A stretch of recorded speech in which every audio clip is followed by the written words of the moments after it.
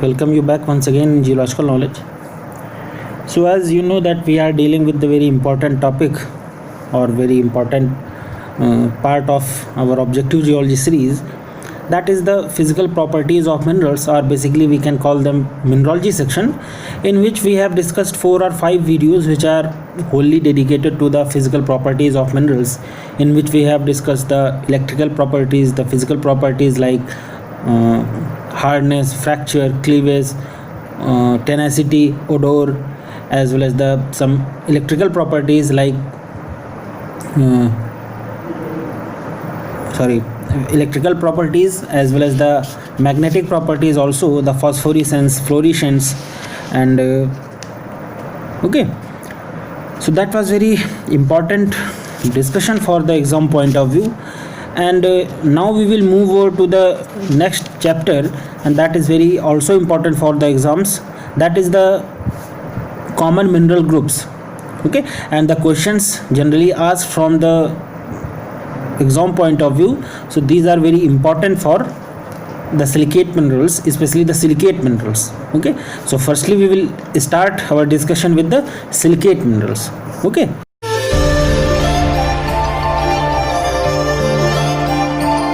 So let's start our discussion.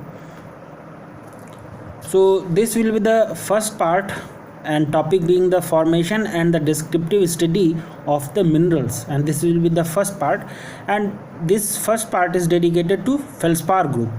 We all know that is the silicate minerals. They are by far the most abundant and most common rock forming minerals in the earth's crust or in the universe, and they constitute about 95% of the earth's crust. So that's very important question for the exam point of view. That is the most important composition of the earth's crust that consists of silicate minerals. So that's the right answer.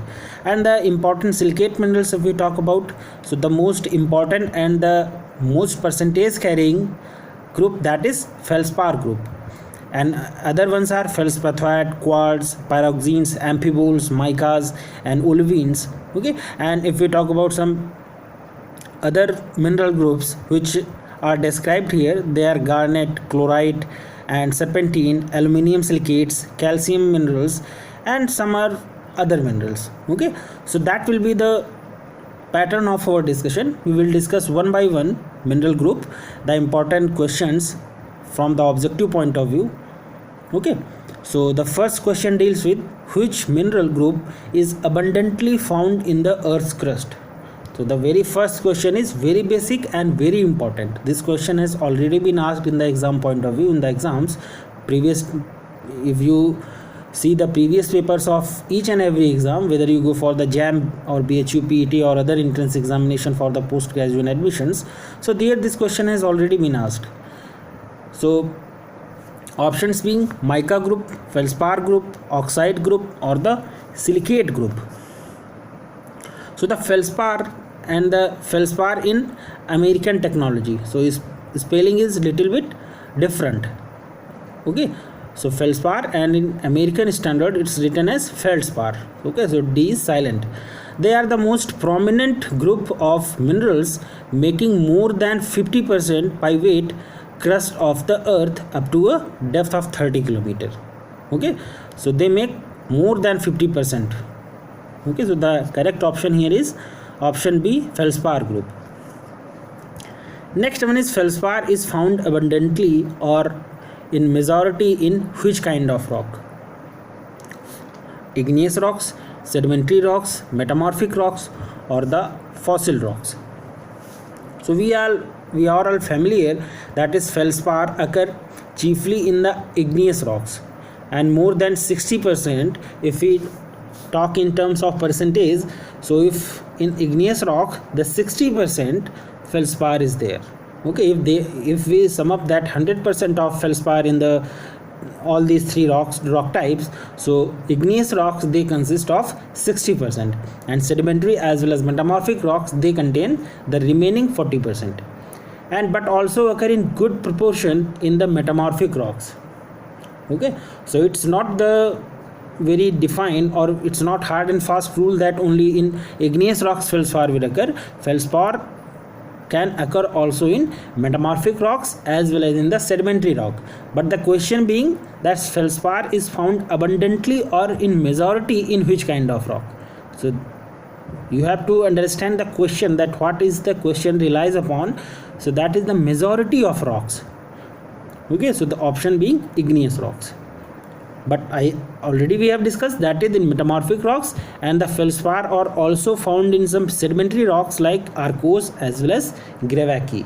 Okay, so you have to keep in mind that 60% of feldspar that occurs in igneous rocks, and remaining 40% that makes up metamorphic as well as the sedimentary rock.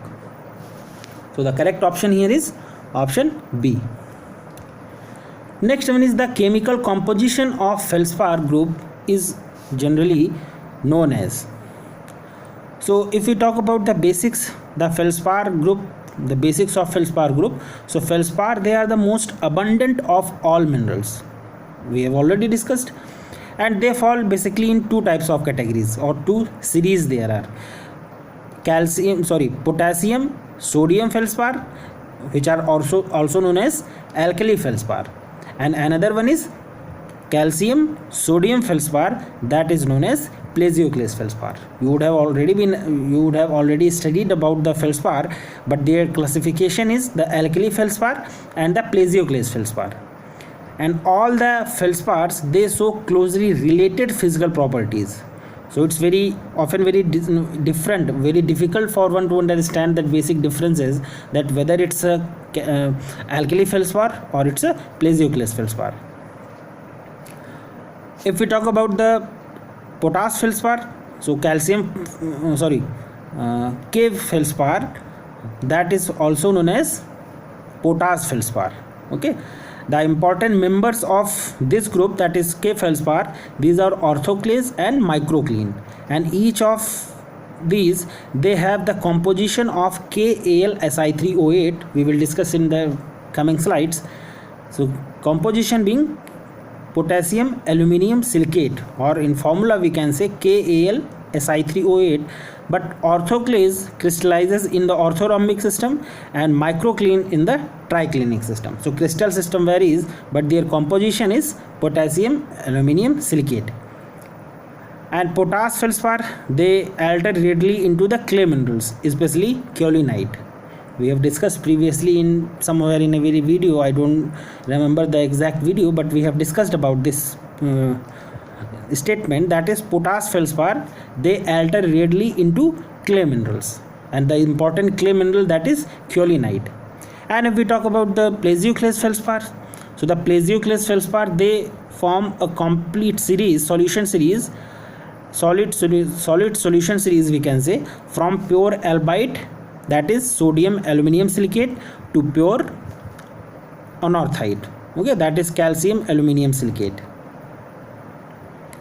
Okay, and there are intermediate members which are known as oligoclase, andesine, labradorite as well as bitonite.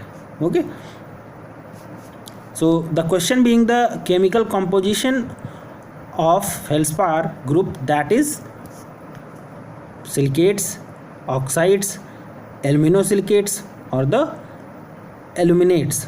So if we talk about the in chemical composition, feldspar, they are chiefly aluminosilicates, also referred as aluminosilicates of sodium, potassium, calcium, with the following general formula. So general formula is WZ4O8, in which W refers to sodium as well as calcium and beryllium sometimes, and Z, that refers to silica as well as aluminium. Okay, so they are chemical composition being the aluminosilicates. So correct option here is option D. Next one is in the atomic structure each oxygen atom is shared by how many tetrahedra? In feldspar group, each oxygen atom, that is shared by how many tetrahedra? 1, 2, 3 or 4? So if we talk about the atomic properties or the at atomic level, the feldspar, they show a continuous three-dimensional network types of structure in which the SiO4 tetrahedra that are linked at all the corners, and each oxygen ion that being shared by two adjacent tetrahedra. Okay, so the correct option here being the option B. Next one is the crystallographic system shown by feldspar group is monoclinic, triclinic, rhomboklinic, or the monoclinic and the triclinic crystal system.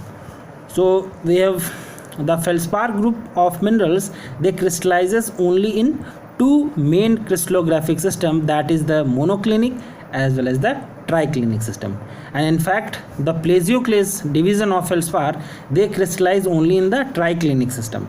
So you have to keep in mind that plesioklase feldspar, they crystallize in the triclinic system and are distinguished from K feldspar or the potassium feldspar by the presence of repeated albite twinning striations.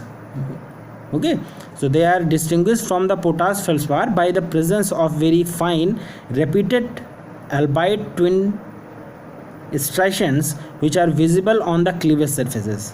Okay, and the properties of the various members of the plesioklase series, they vary in uniform manner with the change in the chemical composition, and the plesioklase feldspar usually they alter to clay mineral. The properties of the various members of the plesioklase series, they vary in uniform manner with the change in the chemical composition. The plesioklase feldspar, they usually alter to a very famous clay mineral or the cerisite.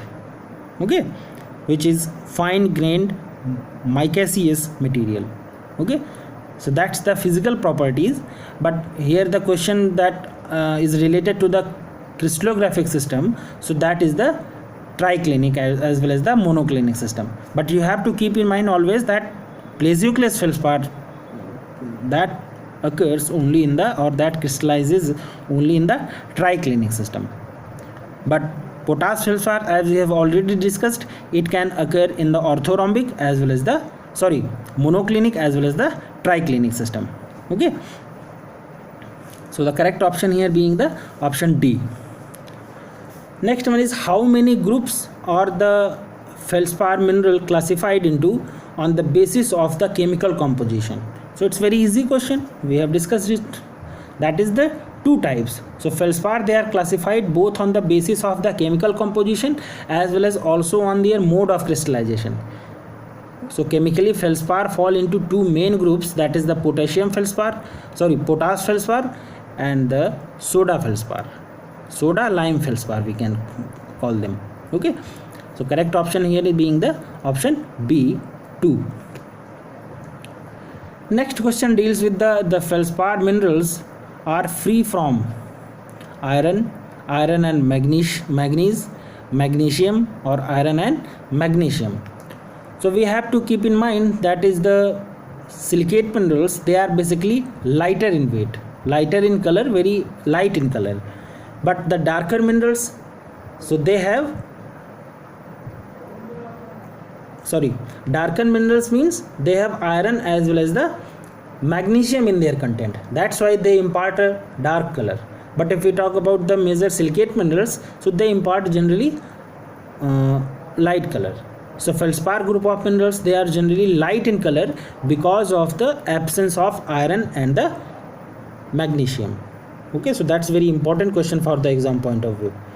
Reason is very important. And the minerals have low specific gravity, that is generally around 2.6, and have doubly cleavage and hardness varying between 6.6 to 6.5. Okay,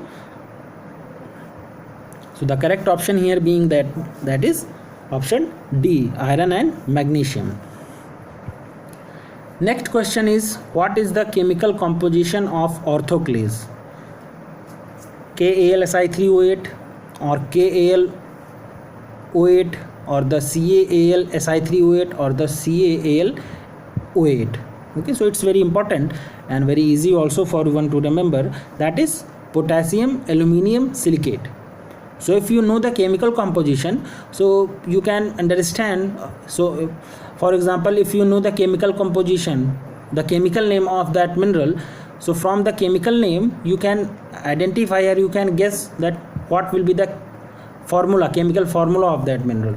Suppose if I am saying that is the orthoclase, that formula is potassium aluminum silicate. So you have to remember that is potassium will be there, aluminum will be there, and as well as the silicate will be there. So if we talk about the option A, that is KAlO8, so that is straight away cancelled, and option D, that can also be straight away cancelled. Okay, so now two options are remaining, and now I am saying that is it's a potassium aluminum silicate. So that means here K will be there, aluminum, and the O8, Si3O8, that is silicate will be there. So its valency that can change, so that can valency can be changed, but the chemical name that cannot be changed. So the correct option, that is the option C. So orthoclase minerals, they has the specific gravity around 2.65 to 2.5. We have already discussed that is feldspar group of minerals, they have generally hardness of 6 and specific gravity is generally low, that is 2.5 to 2.6 sometimes, and its chemical composition is KAlSi3O8, and it's the most common and the essential constituent of many igneous rocks, especially the granite. Okay, so if you have studied about granites and their chemical composition, you must have understood, and also you will be knowing that is the most important mineral in the composition of granite, that is orthoclase. Okay, so the correct option here is option C. Next question is, what is the distinguishing characteristic of microcline and orthoclase? Means the basic property or the distinguishing property on the basis of which orthoclase and microcline can be distinguished: color, streak, chemical composition, and the hardness.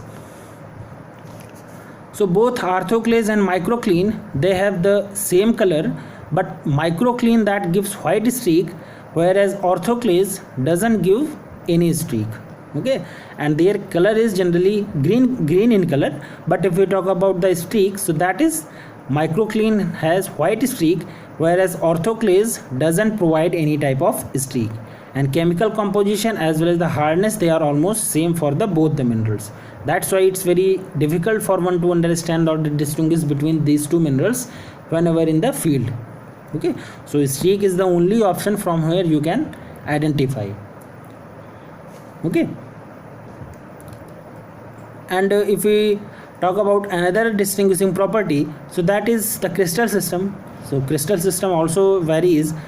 Okay, orthoclase that crystallizes in the orthorhombic system, and microcline crystallizes in the triclinic system.